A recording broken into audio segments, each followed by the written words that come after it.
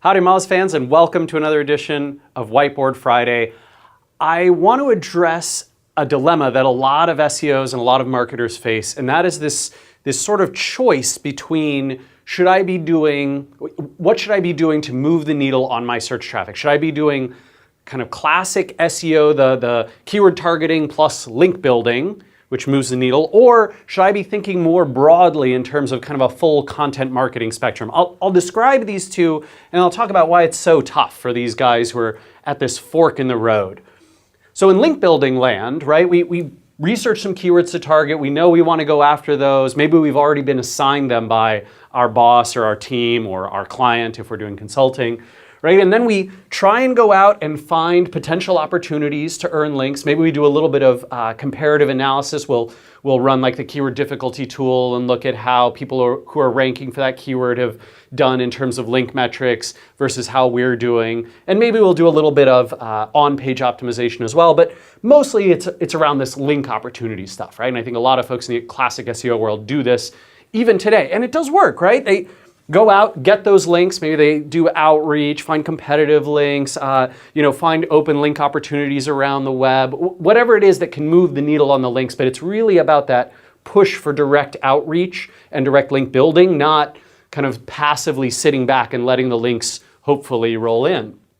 And then you move up in the rankings, right? Slowly but steadily, you will sort of move up because links are still a big portion of the search engine's algorithms, Google and Bing both.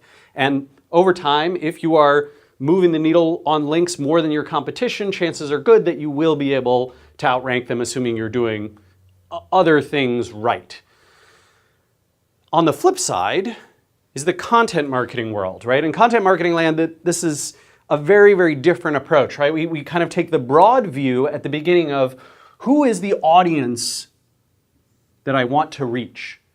Who are all the people in that audience group? And then what do they use? What channels do they use to discover content, to share things, to influence one another and to be influenced and to discover new stuff like the products, services, mission that I'm trying to fulfill or that I'm trying to sell them. And that could be things like Twitter and Facebook. It could be blogs that they read. It might be influencers that they follow on social networks or through email channels or whatever it is. Obviously, it's going to be a lot of Google searches. Google's still quite a bit of the web search traffic. Maybe it's YouTube, right? People are using video to find these things. And then I'm going to take from this audience and where they are and what they're doing, I want to create content that'll appeal to my target audience, the people I'm directly trying to reach, and to their influencers, right? And that might be a webinar, a video, a blog, a free tool, whatever it is. Now I'm going to go out and do, influencer outreach. I'm going to try and do good, smart keyword targeting on Google. I'm going to promote my stuff on social. I'm going to reach out to my community, maybe through email or directly. And then I'm going to hope to get the results of a little bit of increased traffic. I'm going to hopefully grow my community, right? If I'm producing valuable content stuff, more people will follow my social accounts, more people subscribe to my email, more people will be personalized by the connections that they've got to me through Google, so that their Google search results will be biased in my favor, right? I'll move up a little in SEO because my domain authority hopefully grows some and I get a few more links and referring traffic. And then I rinse and repeat this model over and over until I feel like, hey, now I need to go target new audiences and I'm going to repeat this process all over again. Challenge here is that, and I've seen this discussion happening in the SEO world, and in fact, I think it's a very fair discussion to have, right? There's folks who are kind of in link building land who say, this works for me, this doesn't work for me, right? Because of, and you hear all sorts of reasons why it doesn't work for them. Maybe it's who their client or who their team or what their product is or who they're trying to reach, right? And they say, well, they're just not interested. They don't do a lot of content and consumption. They're not influenced by social channels and by YouTube and by blogs and by industry news or trade shows and events or whatever these things are that I can use to amplify my content. I'm not getting value from this, and so I'm going to stick to this. I get some links, I move up in the rankings, I get more visits for the key terms I'm going after, that turns into conversions. This is what I'm after.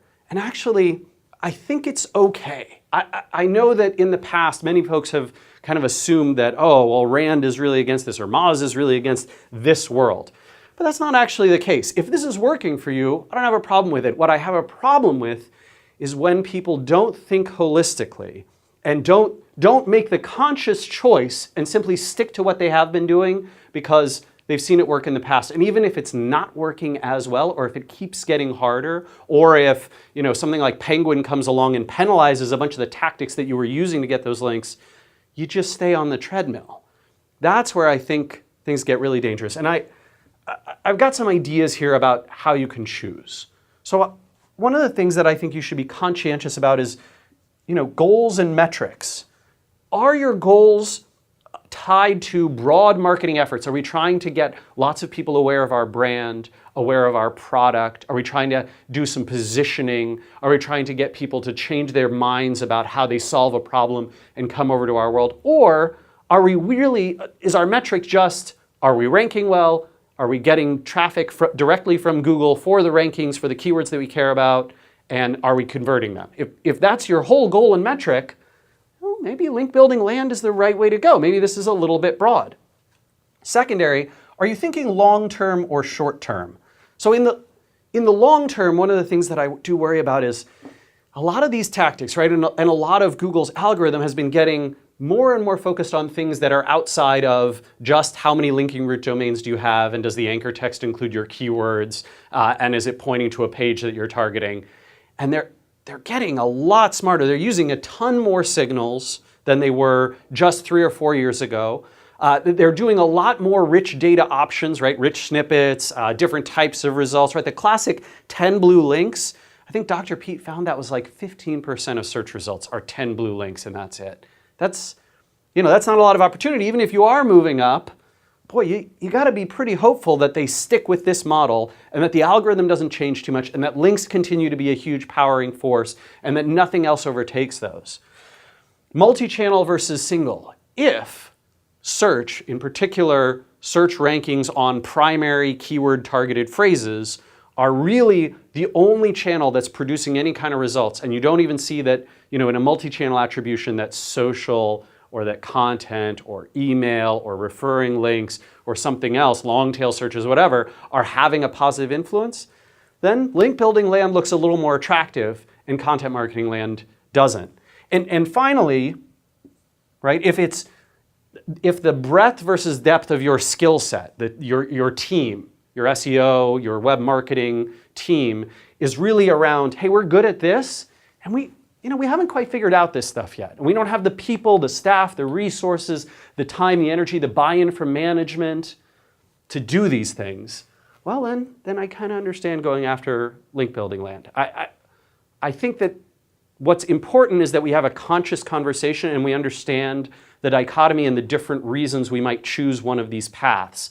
Not that we always pick one or we always pick the other. And in fact, there might be times when you are in content marketing land and you're right in here and doing some SEO and you really move over to doing this cycle a little bit continuously because that's the focus of your efforts right now. And it could be that you're over here and you do some analysis.